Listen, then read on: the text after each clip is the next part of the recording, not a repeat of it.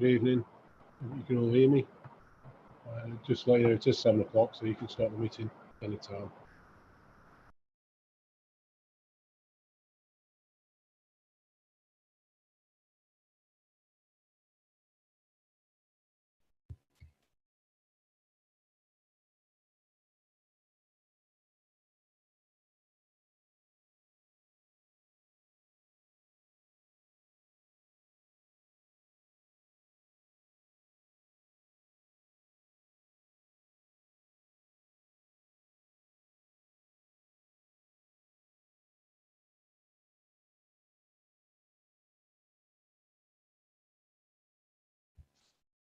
Chair, I've had an apology from Councillor Proctor and Councillor Jill Waring, who's one of the portfolio holders. That's all.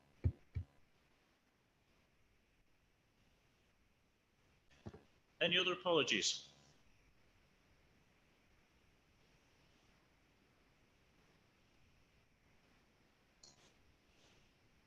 Okay.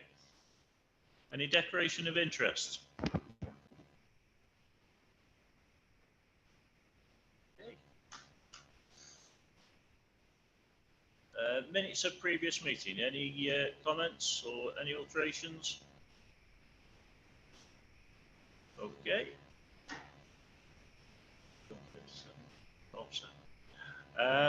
Update from Cabinet. Anything there? I don't think we have we?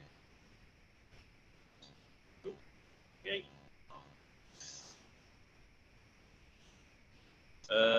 How services are managed with winter pressure? Somebody's been to give me that one,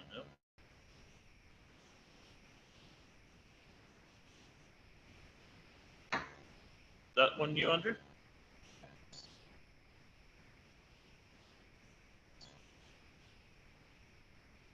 Okay, you were right. I'm totally wrong. I got your name right though. It was on there. Okay, Andrew, over to you. Joe, okay, then just sorry. That's fine, sorry. Thank you. So I've just done a report tonight, Chair, for the Scrutiny Committee to review the progress that's been made in Newcastle Housing Advice, which is the housing advice, homelessness and housing register service of moving back into the council, which happened from April. So this is a report reviewing the progress that's been made. Mostly the stats relate to the first 3 quarters, but there are some stats in relation to the month of January, where in particular I pulled out information about the customer service elements because there were some changes made in December.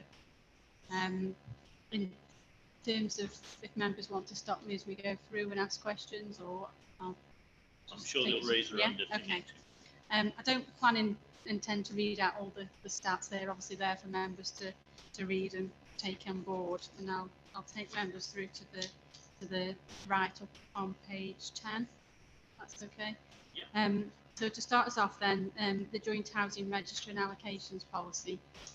So as some of members may recall, we had our own allocations policy and our own housing register, and Aspire had their own allocations policy and their own housing register.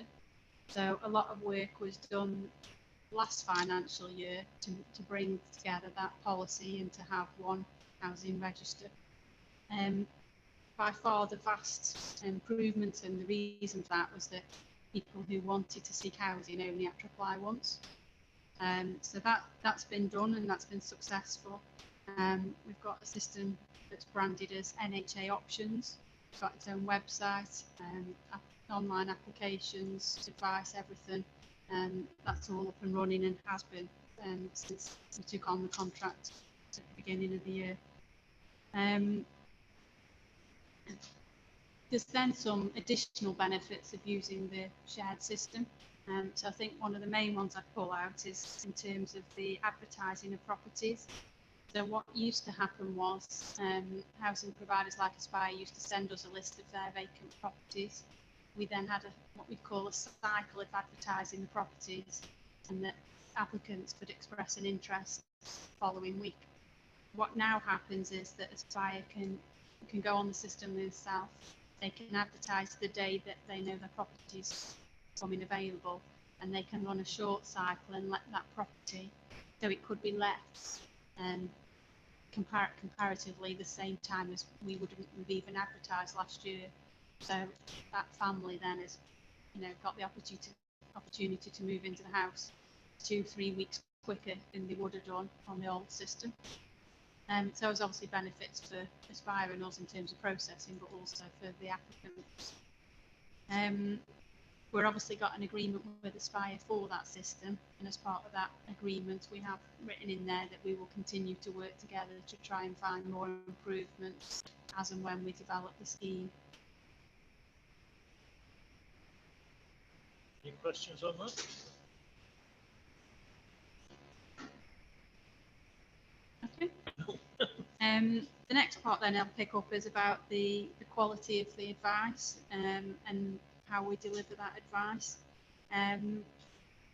When we took over the service in April, like every other council service, customers used to ring the main number 717 717.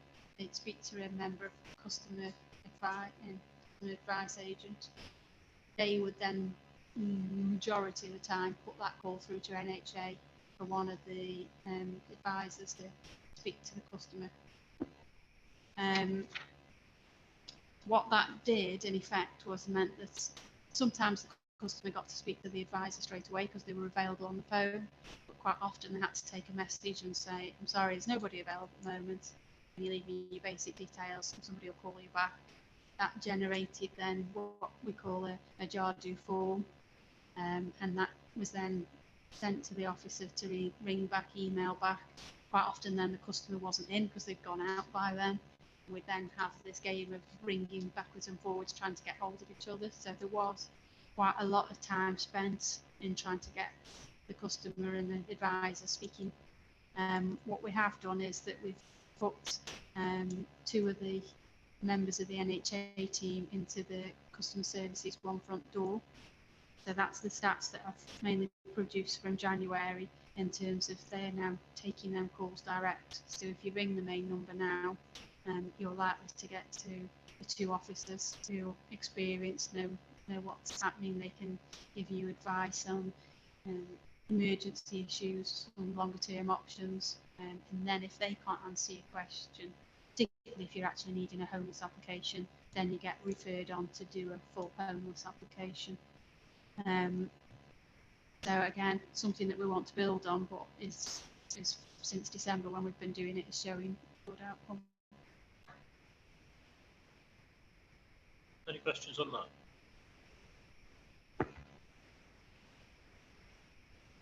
Chair, I don't know if it was relevant to this period.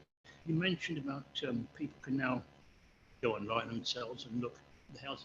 Well, what services being provided for those that haven't got online facilities? Thank you.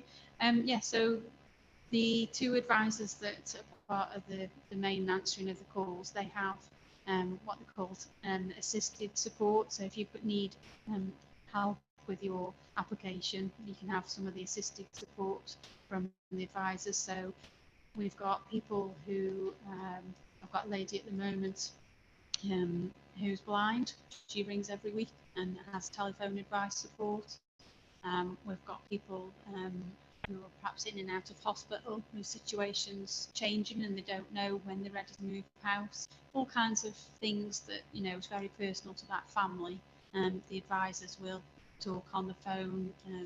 Some people have emails with relatives, their children or friends, if that person's given approval, of course. Working with perhaps social workers or other support agencies. So yeah, the staff do provide support to a range of methods, really. Any more questions?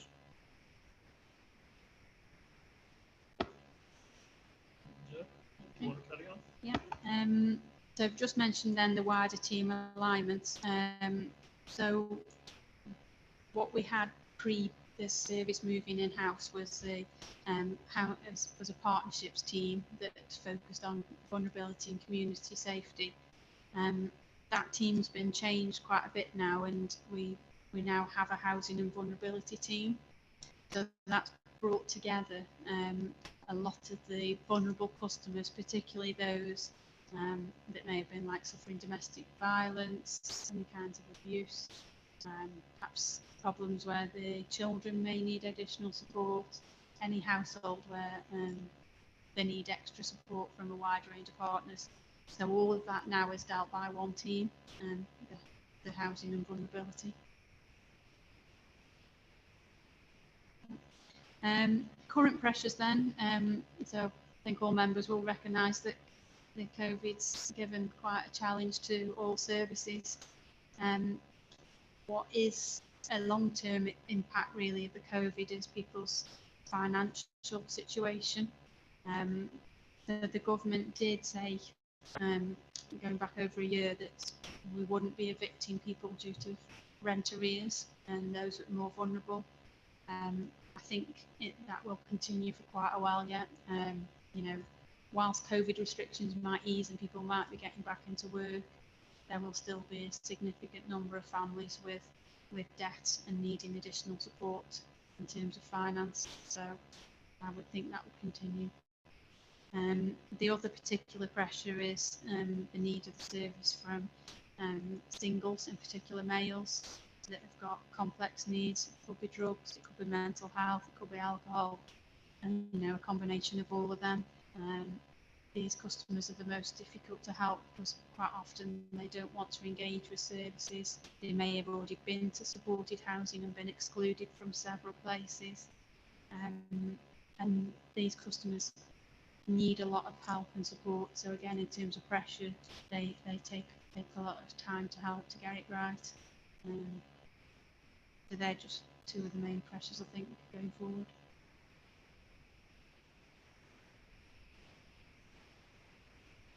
Councillor Moffat. Yeah, thank you. It's all very positive, everything coming back in-house, and I'm sure it will make a big difference in many ways. Is there a kind of an accurate number of how many people you count as vulnerable customers, and also some indication of kind of homeless levels in Newcastle under Lyme? Thank you, Chair. In terms of the most vulnerable, we are averaging about 9 to 10 rough sleepers at any one time at the moment. I would say that's higher than it was perhaps 5 years ago when it was about 7. So that has increased. In terms of customers coming to the service, obviously on the page 8 we've got the number of calls, so we're averaging just under 1,500 a quarter. In terms of numbers on the waiting lists, we're up to about just under 1,000. So that gives an indication if we're talking about 1,000 people looking for housing at the moment.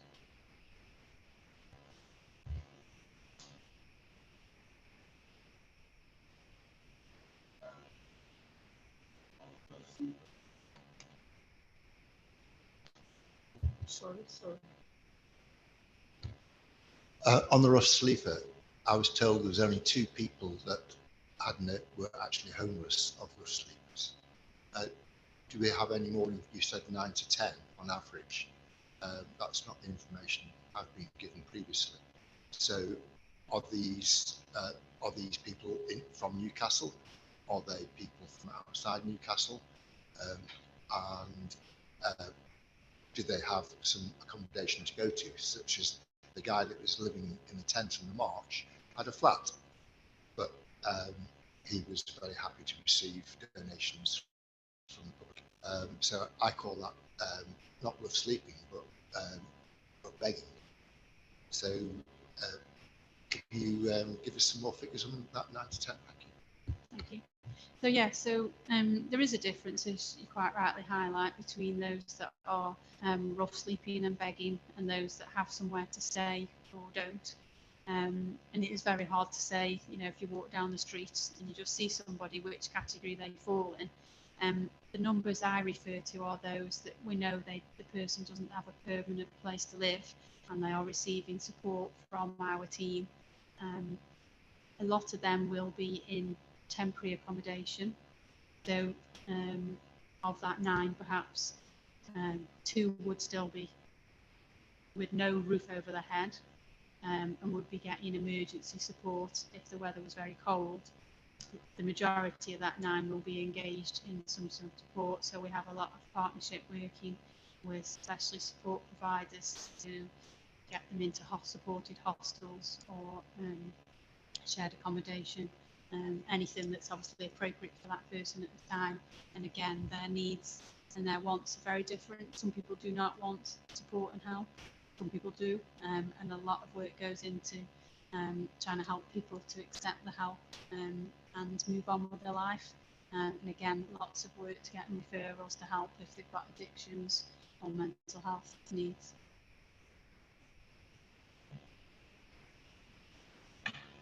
Yeah, thank you, and thank you, your team, for all the work that they're doing. Do you think there are invisible numbers? So I'm just thinking of some of the incidents that I've had in my ward. So there's a couple of questions really. There's people who haven't got anywhere to live, but number one, they don't really know how to get into the system. So quite a lot of my casework is actually getting people to log on to the housing, and it is much easier now that there's one system in place. But I'm aware of people who might be sofa surfing and falling between the cracks. The other question that I have, and it's a really difficult one, it's about eligibility, because again, I know that when I have referred somebody as being homeless, my expectation, because of our commitment as a borough to make sure that people have a roof over their head, is that then actually the eligibility of somebody doesn't reach a particular criteria. Can you just clarify what the eligibility is to get that emergency kind of roof over the head? Yeah, so there's the first bit of the eligibility is the legislative bit in terms of are they eligible to access public funds. So if you arrived in the country today and had never paid basically any tax in this country, then you have to go to apply really for benefits in terms of job seekers, that type of financial support. If you're not eligible for that, then it normally follows that you're not eligible for any public recourse for public funds. That is very rare. We have a handful every year. The area we live in means that we don't get a lot of people that just arrive with no recourse to public funds. And normally then the people who are in that category we would refer to specialist support providers, to charities that are there solely for that purpose. The majority of people then, in terms of eligibility, it depends on their priority need. So to what extent they can manage their lifestyle or they need help. The first kind of categories that are obviously supported is people with children. They're obviously one of the first priorities that nobody would question that an under 18 child should be left without a roof over their head. But then there's all kinds of assessments as to is that person capable and what level of support do they need. The homeless legislation is written in terms of the person helping themselves. So a lot of the correspondence that we would send out, as well as the legislation in terms of we advised you to do X, Y, and Z.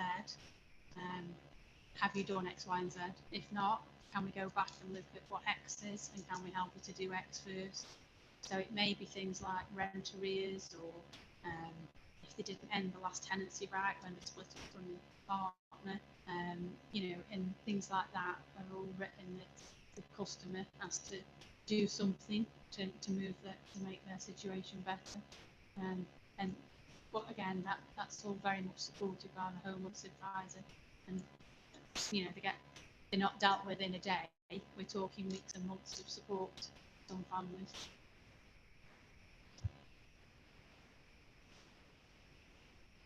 Okay. The next issue then is just a bit of a summary about the emergency and temporary accommodation. So I'm sure you will appreciate that finding somewhere that's suitable for people, particularly with complex needs, is quite a challenge, and working with a range of partners is important. We've been working to develop 3 levels of supported accommodation and to discharge our duties. The first is we've categorised in bronze, silver and gold. So the first is bronze, which is 4 units of accommodation, mainly targeted at families. So this is something that we had pre this contract starting in April, and we've continued, and we're working with Aspire on that.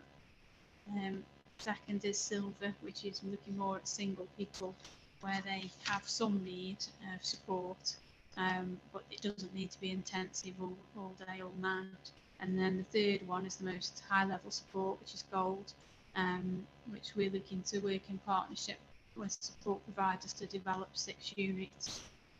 We have been successful in the last 12 months in securing funding for these types of projects, and we have received additional COVID funding over this time to recognise increased support needs. So again, it's something that we'll be looking to continue. We're just doing the funding bid for the next Rough Sleeper initiative, and we'll hope to build on that and have more support in place. Thank you, Chair. That's any more questions?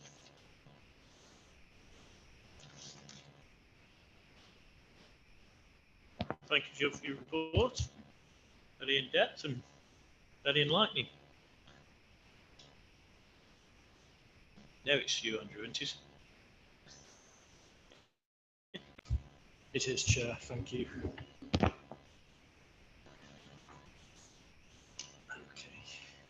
Okay.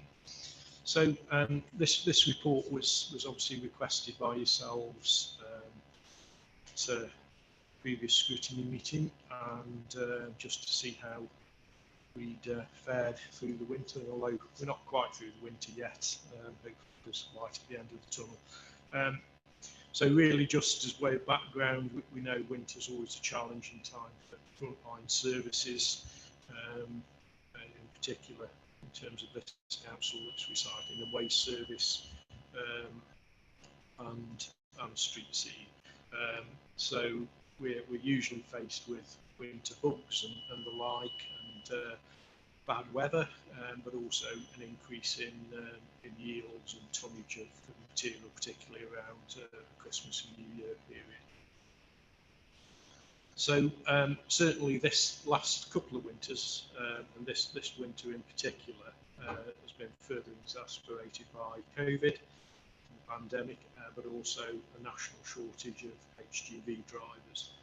And whilst the HGV driver shortages haven't impacted on the council itself, the Omicron variant of COVID has had an impact, and one really which has been more severe in terms of the number of staff affected at any time during the last 2 years of the pandemic. So at its worst, it's most severe in the last week of January of this year. Combined with other sicknesses, we had 30% of the workforce absent, whilst dealing with a 50% increase in tonnage of recycling collected, and similarly a 30% increase in tonnage of food waste collected.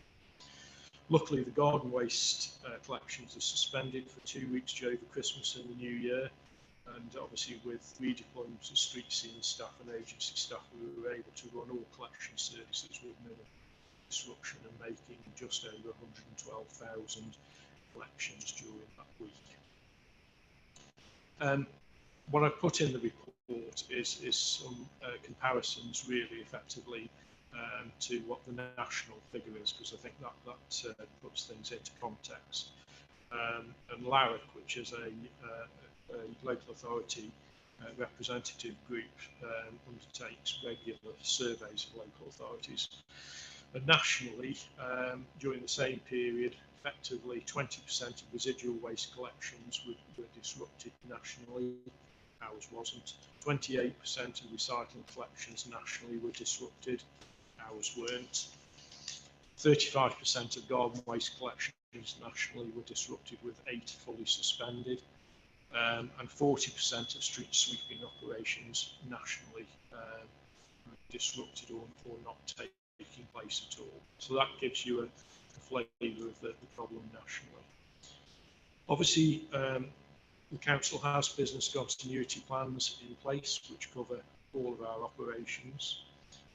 These are live documents which are continually under review as incidents take place, to ensure that we learn all the time and we're best equipped to keep compliant services operational.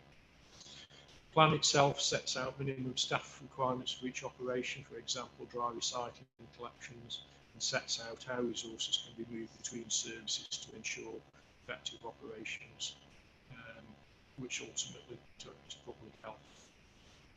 For example, ensuring waste does not build up on streets. So if the service does have to be suspended, the plan considers how this can be dealt with and recovered again. For example, we may look to collect garden waste with residual waste on the same vehicle, if we don't have the resources to run a separate garden waste service. This is considered by myself and the team preferable to suspending collection services altogether, and can be deployed in a catch-up situation following a spell of the very bad weather, snow as an example, or lack of available staff due to sickness and COVID. We have used elements of the business continuity plan successfully during January of this year.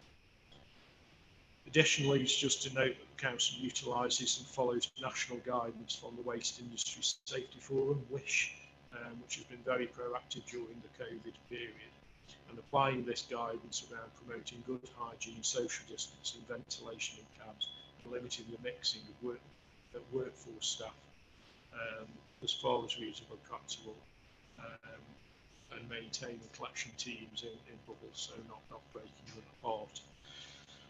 And this has proved to be really beneficial in terms of managing the services during not only the last 2 years, but in particular this winter.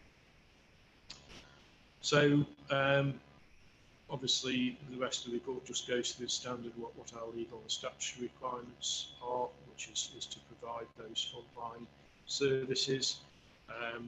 The financial resource implications, yes, staff absences put pressure on budgets, and there's a need obviously to potentially employ agency staff. However, safe to say that thankfully this year all those absences through COVID and others have been managed within existing budgets.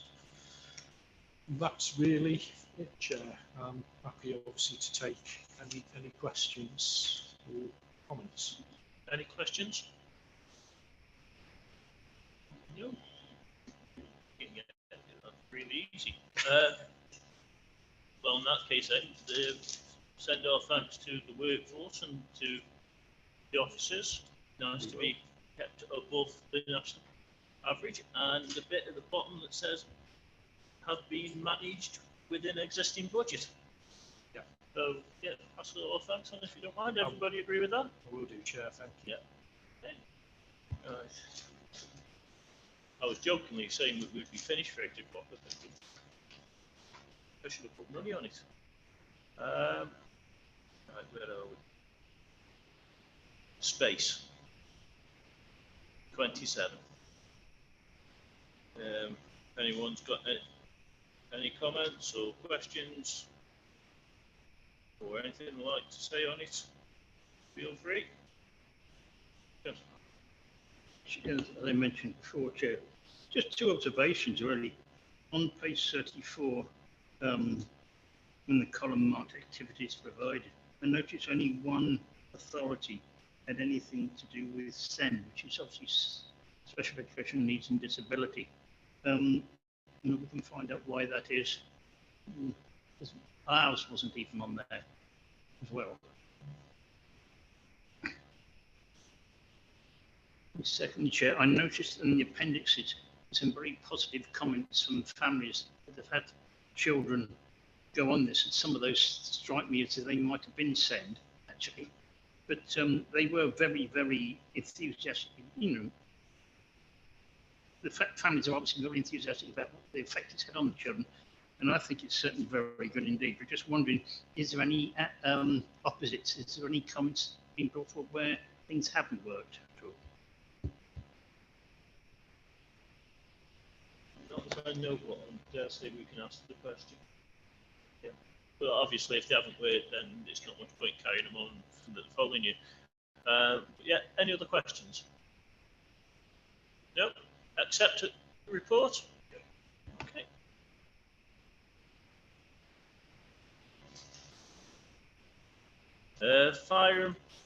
Staffordshire Police Fire and Criminal Panel. Report, accept, or any questions? Or anything to go back? Nope. Yeah, take it as read. Okay. Staffordshire Health and Care Overview and Scrutiny Committee. Julie, that's going to be you because you stood in for me. So. Thank you very much, Chair. You'll all be aware that we had 3 presentations at County, which I'm hoping everybody else got a copy of, because I thought it was really important that they keep us up to date as well. And it's hard to relay everything that goes on, especially if you've got 3 presentations to go through. So I'm hoping everybody's kept up on those and they're now up to date. I'm hoping to attend the next meeting, which is next Tuesday. Thank you. Any comments, questions, anything you'd like Julie take back Tuesday? No? There's got to be some questions up for this for you next, Andrew. Wally's Quarry health impact. Okay, thank you, Chair. This is members will hopefully have received. Denise sent out the update through Staffordshire Prepared earlier today. So I was just going to pick really the main points from there. So obviously the first one is to note that there is a consultation ongoing at the moment in terms of the proposal to vary the current permit conditions for the landfill, and they're out for consultation. I believe the consultation documents for in a number of locations, one of which is the library here at Castle House, and also there's so the documents are there for people, and also can view them on the Environment Agency's website, and the link is given in the document that Denise sent out. In terms of ambient air quality monitoring, the EA has published its study from March to September 2021. They published that on the 24th of February, and obviously those results of 211 days between the 4th of March and the 30th of September. And again, the overall objective of the study was to identify the local sources of hydrogen sulfide, HS2, and to quantify the environmental impact of those emissions from those sources and the surrounding area. I think we're all aware of the issues of that particular problem. And again, the copy of the report is available on the Environment Agency's website, which is entitled The Study of Ambient Air Quality at Silverdale. And again, they've promised to further reports to be prepared during this year as more data is collected. In terms of the latest hydrogen sulfide levels, the EA's ambient air monitoring team continues to check air quality around landfill, and it does this through a network of mobile monitoring stations that are positioned in communities around the site. And these check for levels of hydrogen sulfide and methane, which are indicators of potential odour pollution. And again, there's a chart within the raw data on the website, which sort of details those. So levels of HS2 during the week between 21st and 27th of February remained low in terms of the 24-hour average health guidance levels, which are there to protect against short-term health effects.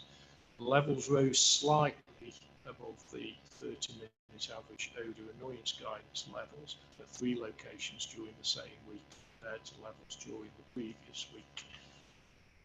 And then there's a table which just shows the percentage levels of increase at those sort of 4 locations. So first one being Silverdale Cemetery, which doesn't show any change from the previous week.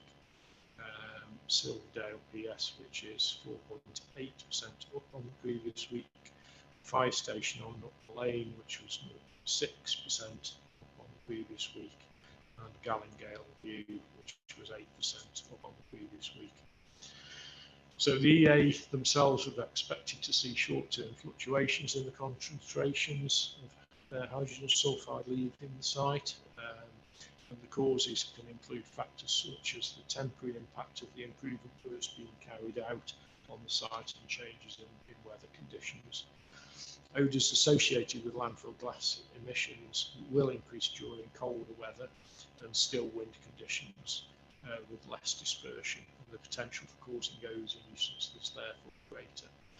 In contrast, in warmer weather, gases are naturally more diluted due to higher temperatures and rising air, and this means that improvements from the measures implemented at the landfill to reduce odour could be less noticeable around this time of year. However, it's important to note, despite short-term spikes, the overall trend in the levels of hydrogen sulfide concentrations in the ambient air continue to reduce. It then goes on to talk about reporting. So again, in that same week, 21st to the 27th of February this year, the Environment Agency received 264 reports of odour on the site on their national health hotline, and this is obviously an increase in reports compared to the previous week.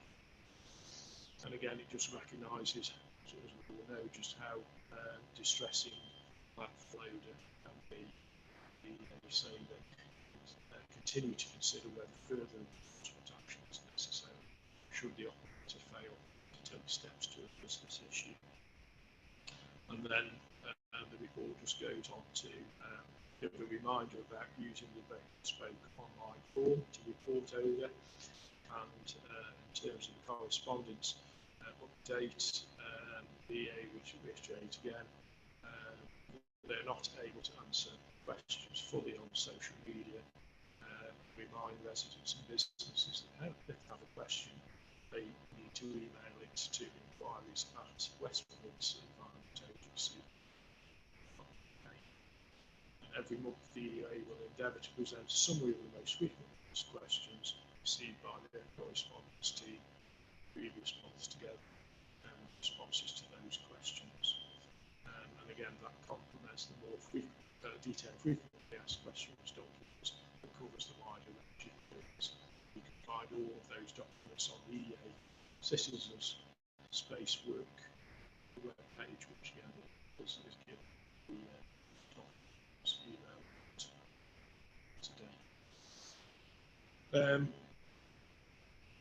And then it just goes on to talk about other sources of information. So the UK Health Security Agency and public health messages and advice about the effects of odours from Borough are available online via the Staffordshire County Council's website. And again, there's a link to that given in the Chair. I don't know with your role, obviously, on the Staffordshire Health, was any more aware of that? I'm not sure. There hasn't yet. No, we're still waiting on the letters that were sent off. We've not seen any replies yet.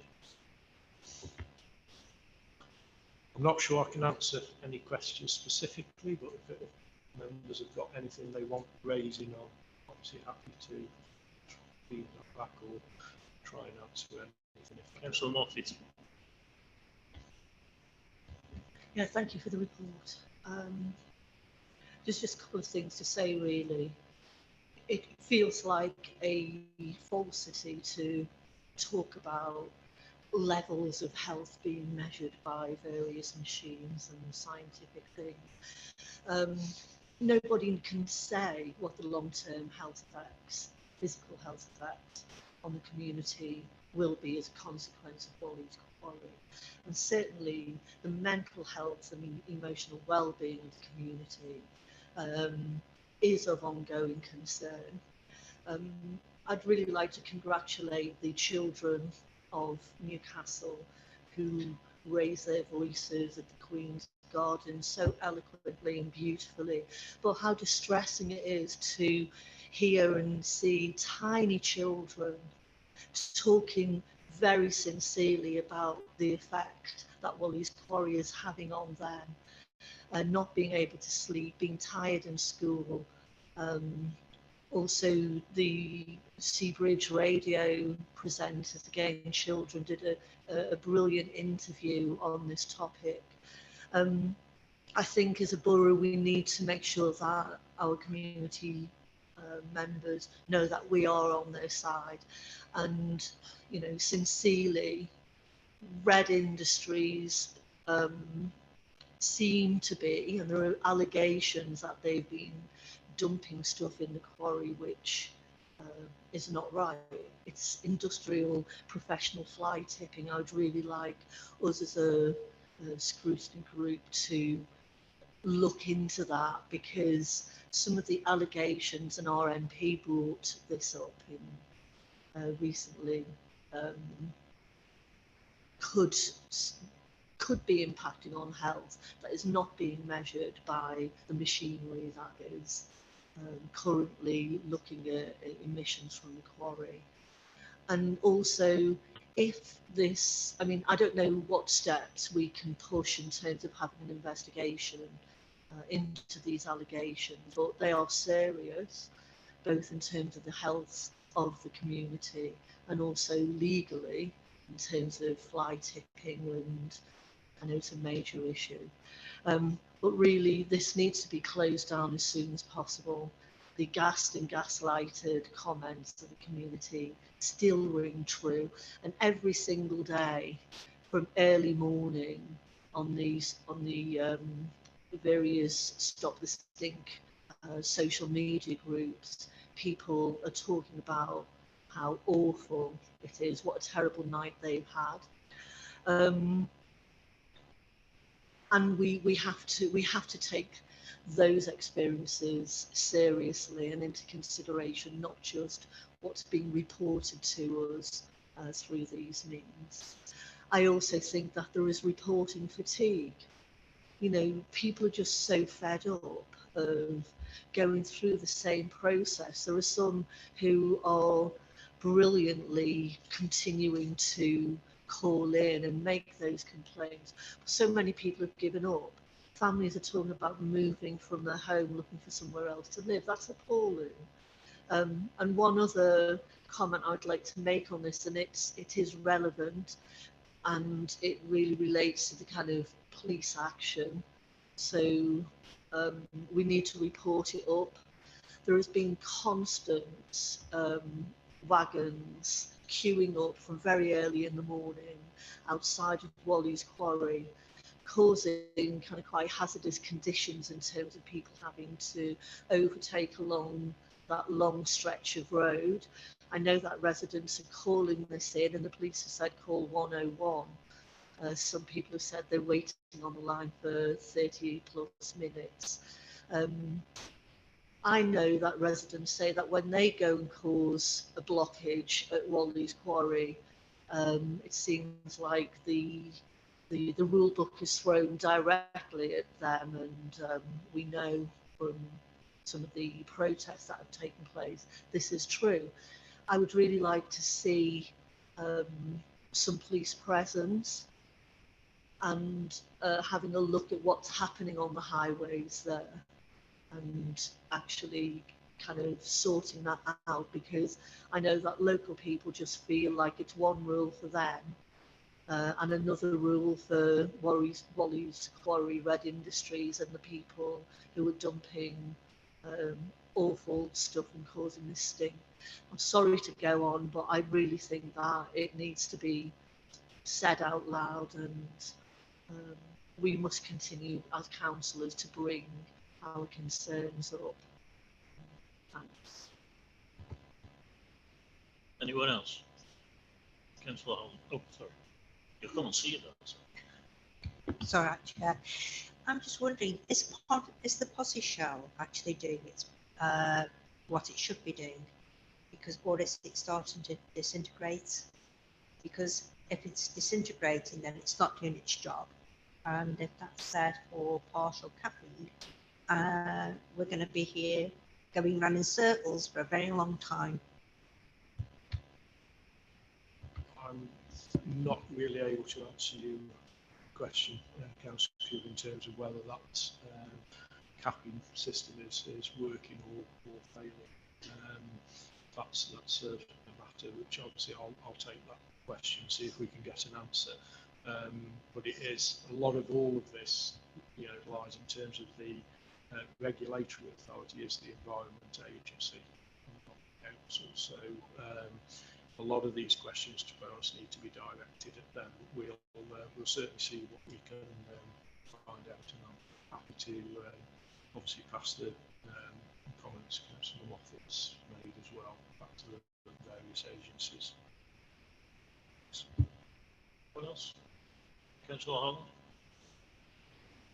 Thank you, Chair. I think the answer to Councillor Cooper's question, according to my nose, is that yes, of course, the posse shell has been a catastrophic failure in line with everything else that has done or has supposedly been done to bring an end to this awful problem that's plaguing our residents over a long period of time. So it's not been successful. One of the elements of the permit variation application that's been made by the site operator is to use a new synthetic compound as a permanent cap to this facility, rather than using clay, rather than using this shelling stuff to cap what elements of the site can be capped with its final substance, and for that final substance to be approved as something that is not clay, which we would normally expect to see go on. I agree with what Councillor Moffat said. Everything she said has to be said, and we should keep saying it. But as a committee here, we're responsible for looking at the slightly narrower field of the health impacts or potential health impacts of landfill gas odour and Wally's Quarry. So I suppose my contribution would be to ask, when we are referring things back to the Healthy Staffordshire Committee and to the working group it's still running up at County that's looking into this, we heard when they met here before as part of their work about the potential very serious health impacts of hydrogen sulfide.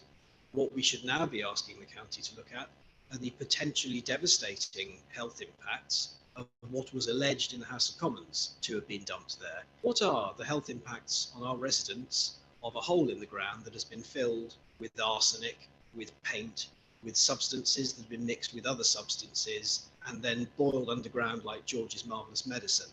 What are the potential health impacts of that substance, of that cocktail leaking out of the ground into the soil and harming our residents? And that is something that we should look seriously at when we are considering the health of our residents. This is not just a landfill odour, it is a serious concern for the health of many of our residents, and that's upheld by the doctor, for example, who gave evidence of the legal action.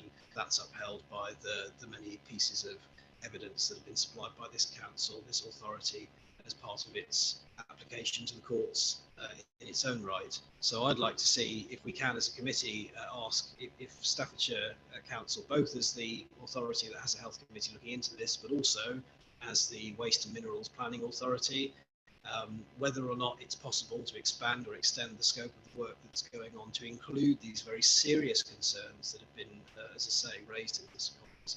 since we last met as a committee. Chair, if it goes into the water course, which it will do eventually, seeping through everything else, all this toxic gas, whatever has gone in, that they put in, if it goes into the water course, it won't only be Silverdale that will get the smell, it'll be the whole of the borough that will suffer, not just a little area, because if it gets into the main water course, it'll affect everyone. Any other questions? Councillor Allen. Apologies, just while we're on the topic, there is this consultation, and in a sense it's a bit of a distraction, because of course the answer to the consultation, which isn't a statutory consultation, is yes, of course these changes should be made. One of the changes relates to potentially improving the cap, and the other relates to an improvement in the way that the boreholes are used to measure the odour nuisance. But in responding to that consultation, people need to be clear that their preference is obviously for the thing to be shut down, for it to immediately be withdrawn as a permit. And my worry is that if members of the public, if we as an authority, or if members of this council respond to that consultation and say, yes, we're in favour of that permit variation, we're implicitly saying we're in favour of the operation continuing. We are not. Can officers assure us, Chair, that if this authority is making any response at all to that consultation? I'm not sure we are, but if we are, can we be sending a strong message that in spite of what is being consulted on, this authority's preference, as voted on by full council, is for the thing to be shut down immediately, for the permit to be withdrawn permanently, and for the site to be restored, and for the odour to be stopped? Through you, Chair. Yeah, we'll pass those comments on. I'm not certain of what response, or even if we are making a formal response, but clearly, if we are, I would imagine it has to be in line with Council's mandate was. Thanks. Any other questions? I will put my 2 pence worth in. When we had the actual meeting, the original one, not the one with Staffordshire, Councillor Holland very kindly stood in for me because I was isolating, always at the wrong time. The one question he did ask, and I was very surprised at, when they're on about having an audit by the Environment Agency, they did not physically, or do not physically go out, but it's all done on paper. What you're saying has allegedly been done. If they'd actually made a physical inspection, this could have been stopped. It could have been seen. It might not have been, but it could have been. But what authority or agency just goes on paperwork? I mean, if you're going to do something underhanded, what sort of paperwork do you put in for that?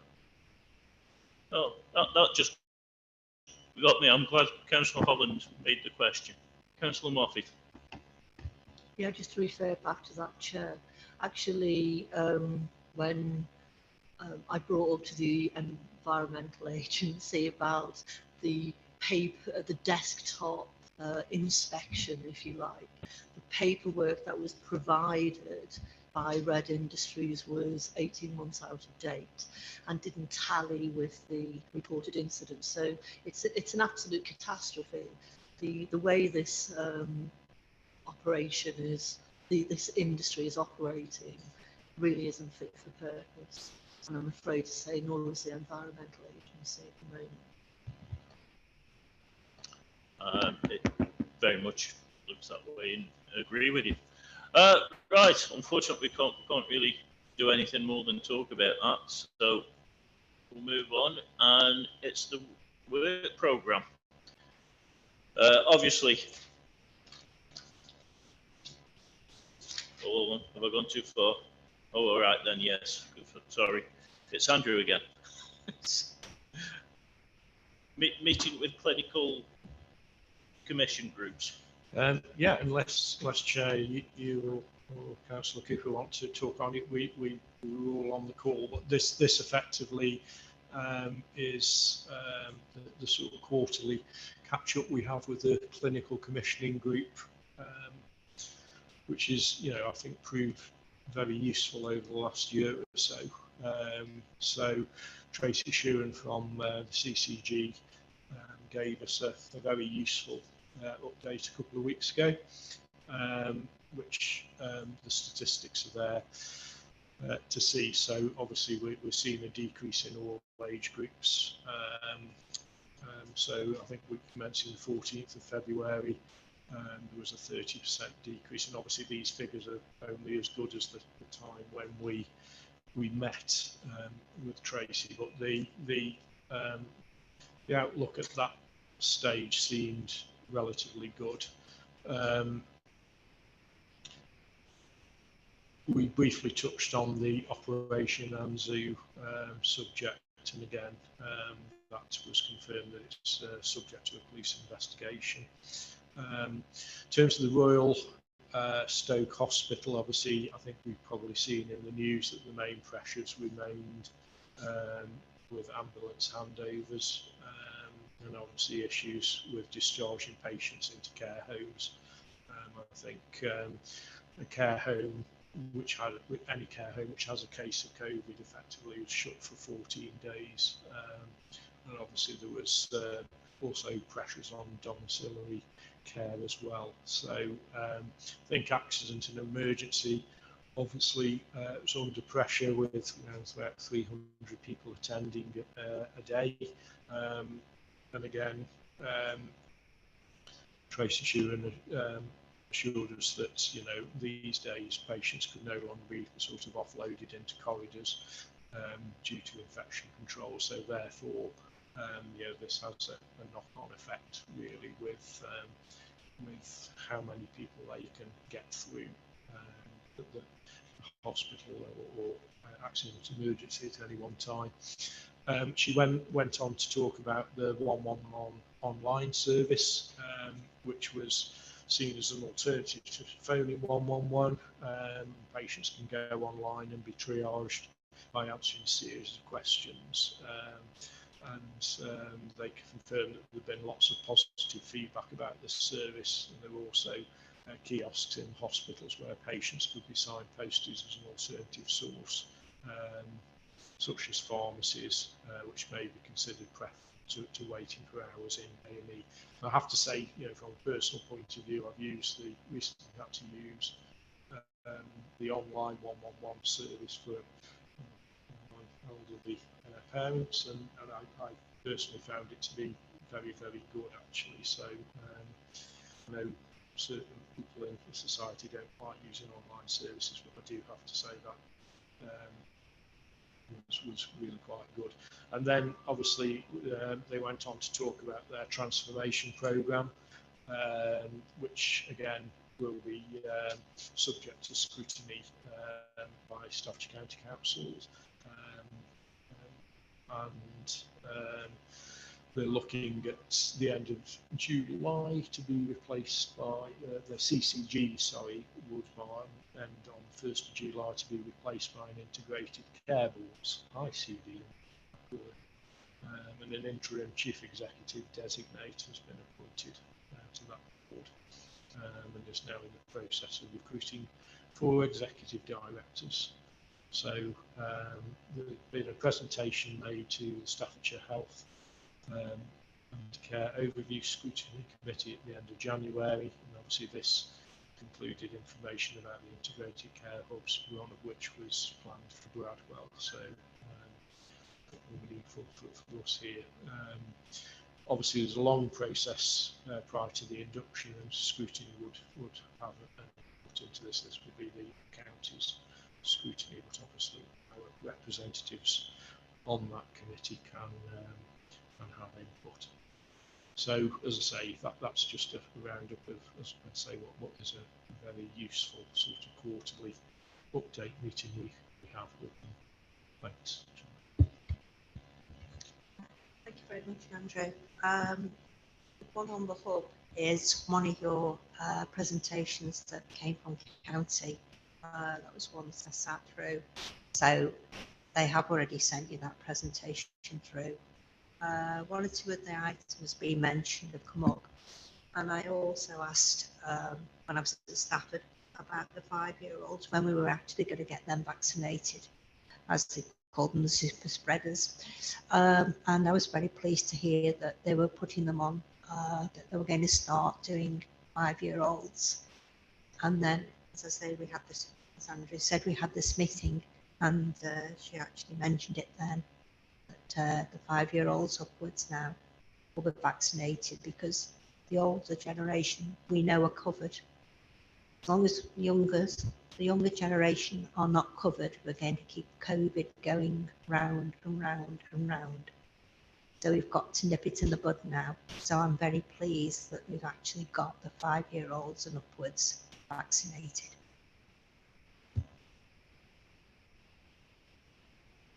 Any other questions? No? Yeah. Right. So, works programme, yeah, get there eventually.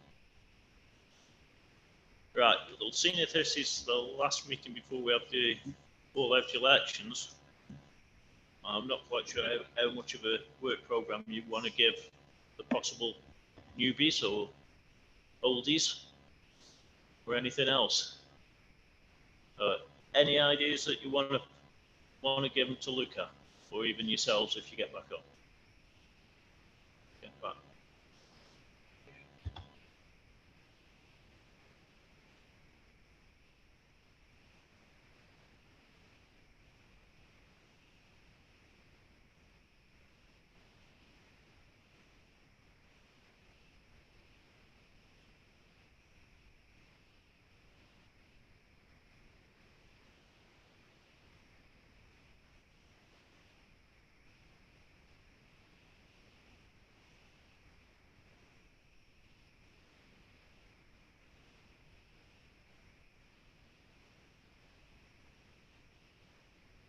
Any other suggestions?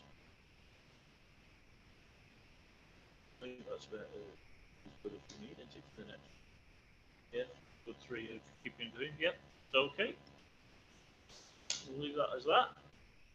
Well, this probably will always be on there somewhere. In that case then, 2 minutes past 8. I should have had money on it, shouldn't I? Thank you for attending. Meeting adjourned.